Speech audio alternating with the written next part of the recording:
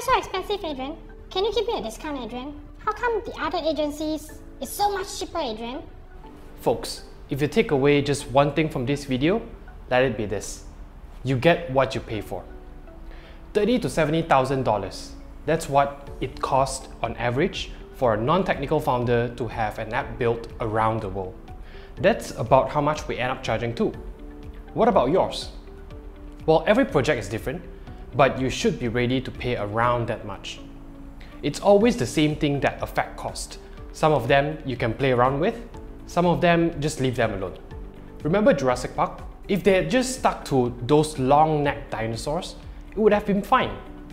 But instead, they tried to mess with a T-Rex. In this video, we'll cover just what factors affect cost and which ones you can play around with and which one you should not. By the end, you should have a much clearer understanding of how developers charge and hopefully stop asking me for a discount. Hi guys, Adrian here, CEO and founder of Apps Tech Studio, a web and mobile app development agency based in Kuala Lumpur. We've been building apps for the past 5 years, and I don't mean to brag, but we've gotten pretty good at helping non-technical founders turn their ideas into working products. I'll be covering all sorts of topics on web and mobile development as simply as possible to help non-technical founders make more informed decisions. If that sounds like something you'd find useful, please subscribe, hit the bell icon, like this video, share it with your grandma, help me grow this channel.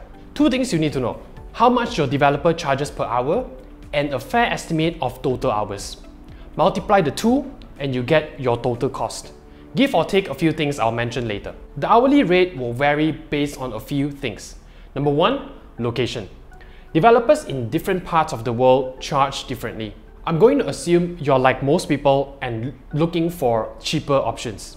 To keep it simple, we're going to compare 3 of the most popular and low-cost outsourcing regions: Eastern Europe, India, and the rest of Southeast Asia. Eastern Europe, $37 per hour. India, $29 per hour. Southeast Asia, $28 per hour. And you know I have to include our usual rate too. Apps Tech Studio, $35 per hour. Just in case you think that's pretty expensive, the average hourly rate in the US is $100. As a general rule, the whiter the seller, the more you pay, followed by yellow, then brown. At a glance, it looks like India is the best choice. And it could be. You just need to bear in mind issues that comes with outsourcing to certain regions: time zone difference, English proficiency level, ease of doing business, and political stability. Now, these are averages. Whether you get charged above or below that depends on the next few factors, starting with number 2, the technology stack, or just stack for short. This is the list of services and tools your developers use to build your app. For example, Facebook stack includes programming languages and frameworks like JavaScript, HTML, CSS, PHP, and React.js. Just pretend you understand. Basically, it's a super nerdy version of the toolbox you have at home. When you do repairs, sometimes you need a hammer. Sometimes you just need duct tape. Sometimes you need to call in a handyman with a set of power tools. When choosing a stack, developers consider the goals and the needs of a project. Then we decide whether we need a duct tape, a hammer, or a power drill. The power drill will cost you more. Different companies use different stacks depending on their preferences, and as a non-technical founder, it's going to be difficult for you to critically evaluate their choices. My advice is to at least familiarize yourself with common names so that you can ask developers to justify not using them. We are planning to release a new video on that soon, so definitely subscribe and hit the bell icon. Third factor, qualification. The more senior a developer is, the more expensive they will be. What a junior developer costs per hour, a senior can easily charge twice as much. Grumble all you want, then pay anyway. If you have a technical co-founder, junior developers are a viable option. Your partner can handle the vetting, give instructions, and make sure the team is working well. If you don't have a technical co-founder, and especially if this is your first project, hire the most senior developers you can afford. They can give you advice a junior developer simply cannot. A senior developer predicts problem. A junior developer makes them. Sometimes. Last factor, the type of development team. Whether you hire locally or overseas, you have two choices: agency or freelancers. On cost alone, freelancers will always be cheaper than agency. You're hiring a person versus hiring an entire company. And that's what you need to remember. You can have one person working on your project, or you can have a proper team. I don't need to tell you which is a safer bet. There are good freelancers and there are good agencies. All things equal, a freelancer can be half the cost of an agency. Always ask for a portfolio of previous work and contact previous clients. If word on the street is that a certain agency or freelancer is difficult to work with, it's not an automatic deal breaker, as long as they can get the work done. You need to decide if the cost is worth the trouble. You get what you pay for. Quick recap. The factors affecting hourly rates are: number 1, location; number 2, stack; number 3, seniority; number 4, type of teams. For non-technical founders, location and type of team are the safest for you to play around with. Just make sure you take your time if you're outsourcing overseas. Make sure they have a decent reputation. Then, make sure language barriers and time zones won't be a bottlenecks. The worst factor to play with is number 3. We have so many non-technical founders come to us after disasters with less experienced developers. If your developer looks like this, expect this. Okay, hourly rates done. Now, for an estimate of total hours. Real quick, all apps go through the same development stages. I'm not going to explain each step here. If you want to have a deeper dive, we have written an article on that, link in the description. I just want you to understand that when a developer gives you an estimate, don't be surprised. It's a lot of work. 2 things will affect how long these stages take. Number 1, feature complexity. Depending on the features your app needs, it gets classified into simple, medium, or complex. For simple apps, you just need basic UI and maybe a little bit of data storage. The main features are really simple: login, sign up, profile creation, and update. Maybe an admin dashboard or panel. The calculator or alarm clock in our phones are some examples of simple apps. They do simple things and that's it. This usually take around 500 to 600 hours to finish. Medium apps start involving databases and API-based applications. No more duct tape, time for Power Tools. You start to see more sophisticated features like real-time messaging, third-party APIs, and social media integrations, in-app purchasing, yada yada yada. Most apps fall within this category and expect them to take around 900 to 1000 hours to develop. The last level are complex applications. You want features like streaming, video chats, in-app calls, and custom UI. Your project probably falls under this category. 2 examples are WhatsApp and OnlyFans. They've got really different use cases, I hope, but they need similar features to function. In my experience, a complex app will take up to... Actually, no. I'm not going to give an estimate for this. If your idea sounds like a complex app, the best thing to do is to schedule a meeting with the developer. In our case, we always advise our clients to break it up into smaller, more achievable milestones. You may eventually want to have this amazing app with hundreds of features, but maybe it would be good enough to go to market with a version that has the 10 most critical features first. Then you might realize you don't even need the other 90. Simple, medium, or complex. Whether your app gets done in the lower or upper end of its range depends a lot on factor number 2, design complexity. Here's what that consists of in order of importance: UX, UI and branding, UX copywriting. Let's get to the first, UX. Basically, UX is how satisfied your users are with how your app does its job. Whether your app is your business or just an extension of it, UX is everything. If it sucks, you don't have an app. Simple as that. UX designers spend a lot of time meticulously carrying out market research, customer interviews, usability testing, and rounds of product analysis to align what you want with what your customers expect.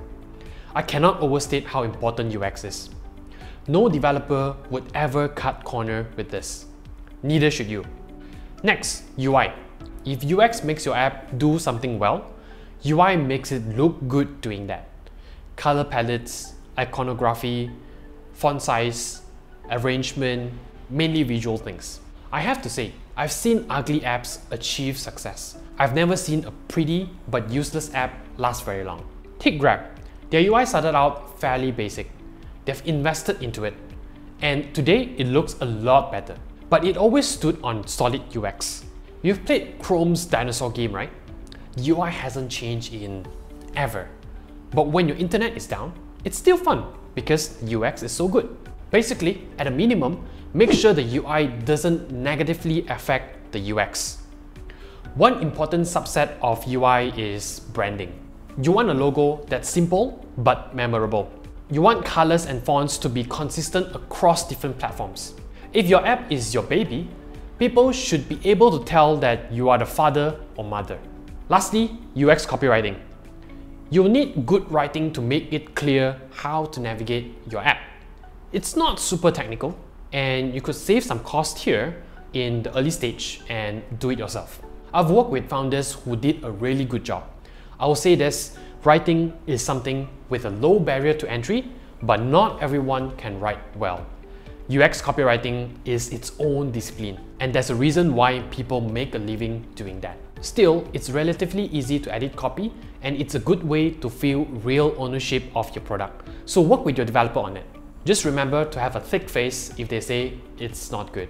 To recap, do not scheme on UX. Let your developers see it through. It's okay if your UI is not the best, as long as branding is strong and it doesn't look hideous. Try doing your own UX copywriting in the beginning, but be ready to hire a professional. Number 3, platforms. Depending on which platforms you want your app to function on, you have 3 choices. We'll start with the most expensive, native. Your app will be built for a specific mobile app platform, just one. If you build it on iOS, it won't work on Android, and vice versa. It's a high price to pay, but you get a lot of value in return. Most importantly, no compromises on function or design to make it work on multiple platforms. The performance will be the best it can be. It's why mobile games with heavy system requirements are native.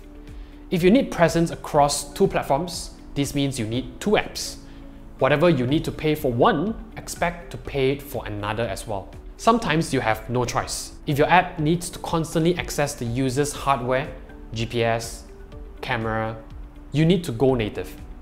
If you do have a choice, but your budget doesn't allow that, you have 2 other options, cross-platform and hybrid.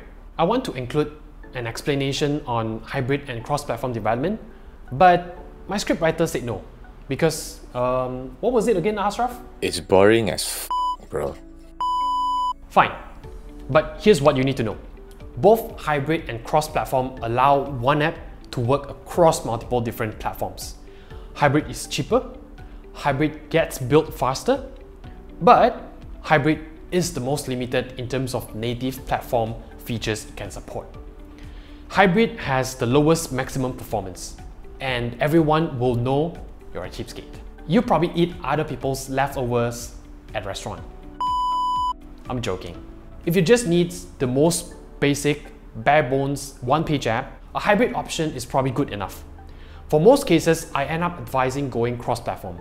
It's like the Goldilocks of app development. It's not the most expensive, and it supports most platform functions. It's just nice for most people. Now, really rough estimate here, but let's say you want to be on 2 platforms, and going native means $200,000 for 2 apps. A cross-platform options would cost $100,000, and a hybrid maybe $50,000. The hybrid is cheaper initially, but if you ever want more out of your app, you'll end up paying for a cross-platform version anyway. But hey, if you want to give me more money, I won't complain. Number 5, hidden cost. I've mentioned at the start that when you multiply hourly rate with total hours, you get total cost, give or take a few things. So here are those few things: third-party integrations, admin, infrastructures, and maintenance cost. This will normally add on extra 5 to 10% to the final bill, and a good developer like us will include it in our estimate. Again, too long to go into each of them. We'll cover that in another video along with how to minimize them as much as possible. Alright, that was the breakdown of the various factors that affect total cost of building an app. Keep in mind, these are just estimates. Your mileage may vary, so get in touch with the developer for the most accurate numbers. Just remember what we've covered, which I'll go through again really quickly. Number one, take your time looking for a developer and make sure that they are trustworthy. Number two, hire the most senior team you can afford. Number three, do not cut corners with UX. Number four, do not let UI impact UX. Number five, try doing your own copywriting if you want, but be ready to hire a professional for the best result. Number six, if you don't want to go native, at least go cross-platform. And that's it. Thanks for watching. If you enjoyed this video, please subscribe and hit the bell icon and leave a comment on what topics you would like us to cover next. Bye!